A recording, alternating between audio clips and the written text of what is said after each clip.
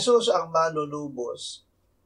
Sinabi ni Moises, bawat panganay ng asno ay tutubusin mo ng isang kordero.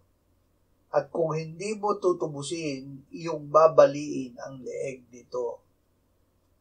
Pinapahiwatig na ang asnong sinakyan ng Panginoon ay panganay. Ngunit ito ay buhay. Nangangahulugan na ito ay tinubos ng isang kordero. Tayong lahat ay nagkasala at dapat mamatay ayon sa kautusan. Ngunit tayo ngayon ay buhay dahil tayo ay tinubos ng Panginoong Hesus. Siya ang kordero ng Diyos na nag-aalis ng kasalanan ng sanlibutan. Siya ang ating manunubos.